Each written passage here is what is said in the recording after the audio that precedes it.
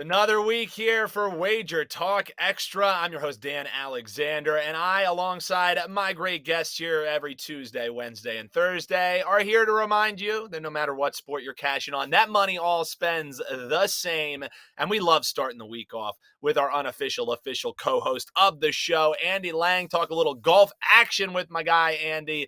And man, it has just been running terrific on the ice for you. But we're here to talk about the greens. We'll share just how great Andy has been doing. But let's get right into it with this Valspar event this weekend. And let's caution some people, maybe some players, not to throw into parlays, not to throw into your DFS lineups. It's players that can trip you up, and it's Andy Lang from Wager Talk.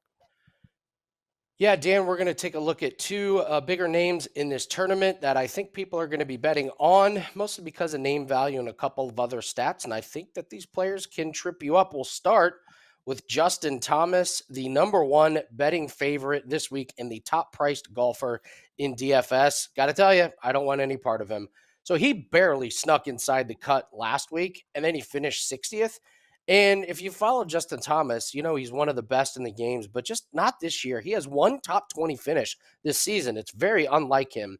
His putting has been lacking. He's only plus 0.04 strokes gained putting. He's not been accurate off the tee. Tee to green numbers are second best in this field.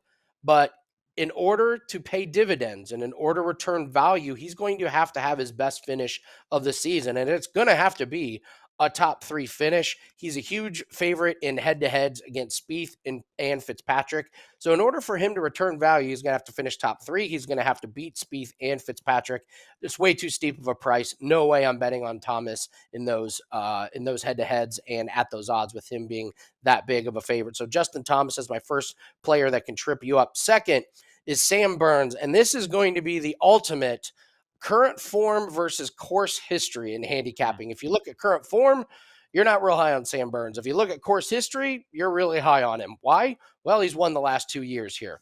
I personally rely on current form way more than course history. And I know I'm in the minority on that. Most people like to look at course history and say, well, this guy plays really good here. I'm going back to that this week.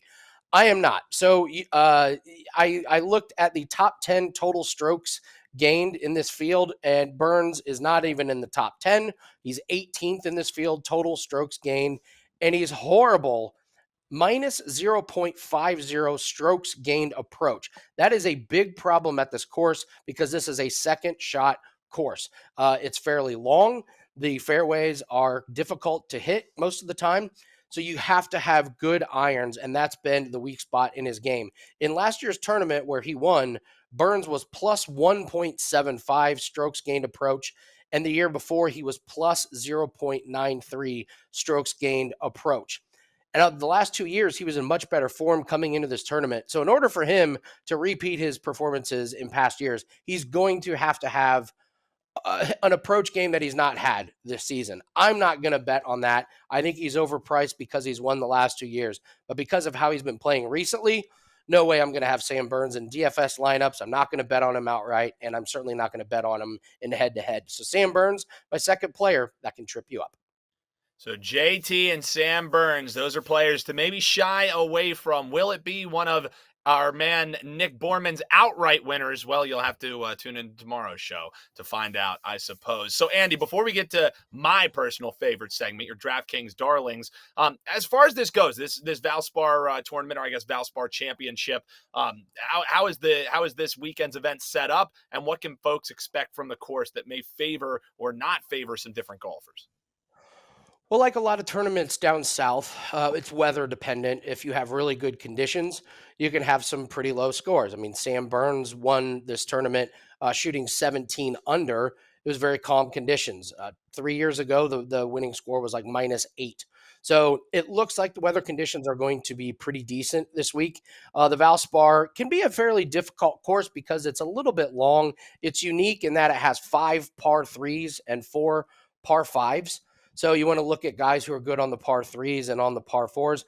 The fairways, they can be a little bit tight, and they are tree lined, which can be a little bit different for down south. Um, it's a second shot course. Make no mistake. The person that hits greens and gets closest proximity to the hole is probably going to be your winner. Driving, you don't get punished too much off the tee unless you get behind one of those trees, but it's all about coming into the green and getting it close to the hole. I know that sounds like you could say that every week, but there are some courses where bombers can overpower a course. This is not one of those. This is one of those where the hottest putter, from distance, can be the winner. I don't foresee that because these greens can be a little bit difficult. So look for the player with the best irons to really, really thrive on this. And if you're looking for total strokes gained, I can give you the top three coming into this week. It's Justin Rose, Justin Thomas, and Jordan Spieth. So three pretty big names.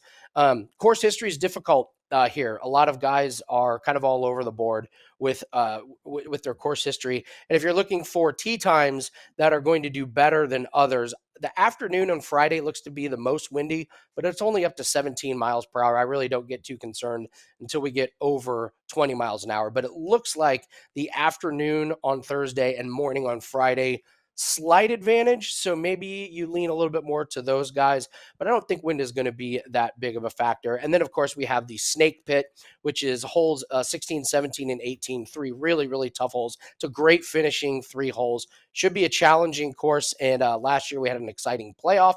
So hopefully we get another really tight finish and hopefully a playoff. Those are always exciting. But we turned a profit last week, Dan. That makes 8 out of 10 tournaments this year that we've turned a profit. And that is exactly what I'm looking to do. I'm not looking for the huge outright win. I want to Yep. turn a little bit of profit each and every week. I want to be consistent and couldn't be more proud of 8 out of 10 weeks profitable in golf this year. Yeah, and for you mathematicians out there, that's 80%. 80% of golf tournaments this year. Andy Lang has now turned a profit. And Andy, let's get to my favorite segment here, Draftkings Darlings. And essentially what Andy looks to do is find some players that you can maybe shoehorn into your lineup so that you have plenty of room for some of those bigger names. What are we eyeing for these DK Darlings? Yeah, so my strategy this week is I'm very cautious with some of these big name guys. So I'm not looking to do stars and scrubs this week. I'm trying to find some players in between the 7,300 and 9,300 mark. My free article is up at wagertalk.com. You just click on my profile page and it gives you my full DFS lineup. It's got players to trip you up, other stats. So that's free download. We'll start with Eric Cole at 7,300. Great price on Cole. He's made the cut in 3 out of 4 tournaments, including a 27th last week. And when you look at his recent finishes, he's really only had one bad round. He had a disastrous round where he shot 80. Other than that, pretty good. Runner up 3 weeks ago. He's got a pretty good ceiling. And since February 1st, he is 8th best in this field in total strokes gained. I think we're getting pretty good value on Eric Cole, who's shown upside at 7,300. Next is another golfer at 7,300, Tyler Duncan. He's actually 10th best in total strokes gained in this field since February 1st, and he has plus 1.11 strokes gained tee to green. So he's doing a nice job off the tee. He's doing a nice job on his approaches. And I love that he's finished 25th and 39th here the last 2 years. So 2 top 40 finishes in his 2 appearances here at 7,300. I think that's a great bargain.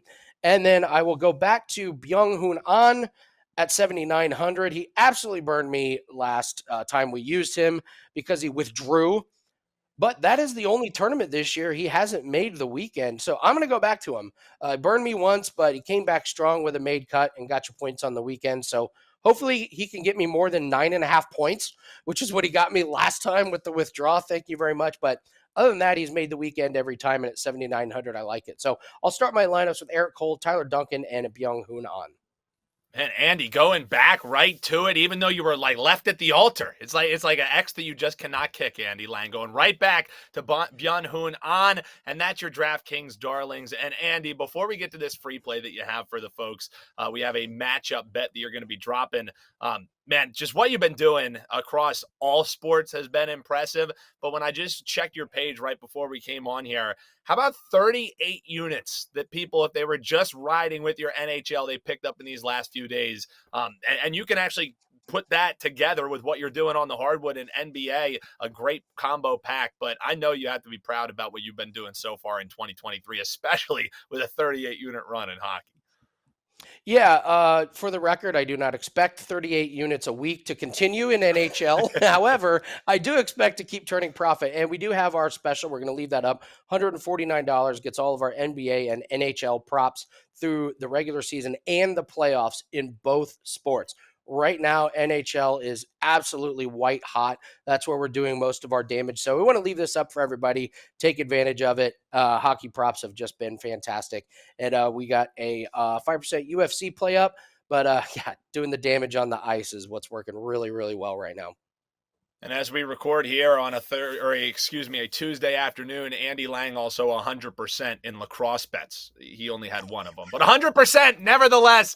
All right, Andy, let's talk a free play here for the folks. We got a matchup, a head-to-head that you like and you think there's some value on. Floor is yours, brother. Well, we mentioned him in DFS, and I'm going to go right back to Eric Cole. And I'm going to take him over Nick Hardy. And this is a massive fade over Nick Hardy. Something's wrong with Hardy. I'm not sure what's going on with him. He's missed the cut in 4 straight tournaments. And he hasn't just missed the cut. He's missed the cut by 2 strokes, 2 strokes, 3 strokes, and 4 strokes in the last 4 tournaments. He hasn't had a round better than 72 the last 4 tournaments. And Eric Cole, we talked about him having the 80 in one of those rounds, but they've played in the last 6 rounds together, and Eric Cole is 4-1-1 against Hardy in those rounds. So recently, Eric Cole is just playing much, much better than Hardy. We talked about Cole having the 27th place finish last week. I don't know if Hardy has an injury or if he made a club change or if something's wrong with his swing. But he finished 41, 44, and 44 3 weeks before. So he was at least making the cuts, even though he wasn't inside the top 40. But when you see a player really struggle like this with Nick Hardy, you've got a small window before he can either get healthy or fix his problem. This is a huge, huge advantage we have, Eric Cole over Nick Hardy. And the last 4 weeks, Hardy, absolutely terrible in tee to green approach and putting. And Cole is 6th best in this field, total strokes gained in that time span. Way better driving approach and putting stats. Pretty easy play for me on Eric Cole over Nick Hardy. Eric Cole over Nick Hardy. Is this a crossover episode? It's his Draftkings Darling and his free bet. Eric Cole over Nick Hardy. That's Andy Lang. Make sure you check him out. WT.buzz/AL. And that's going to do it for our Tuesday edition. Always love kicking it off here with Andy. And make sure you're subscribed so you never miss any of our great shows here at WagerTalk TV. We'd love you to hit that bell and hop below in the comments. What are you eyeing this weekend as well? So that's going to do it here. We will have a fully stacked edition tomorrow where Andy's going to be back to talk some UFC. Nick Borman is going to give his thoughts on the Valspar Championship, and Kevin Dolan on the week of St. Patty's. The Irishman going to be joining us for a little St. Patty's Day special, talking a little rugby, talking a little boxing, and that will wrap the show for us here. So I'm your host, Dan Alexander. Happy that you're joining us. Make sure you tell folks about us right here on WagerTalk Extra.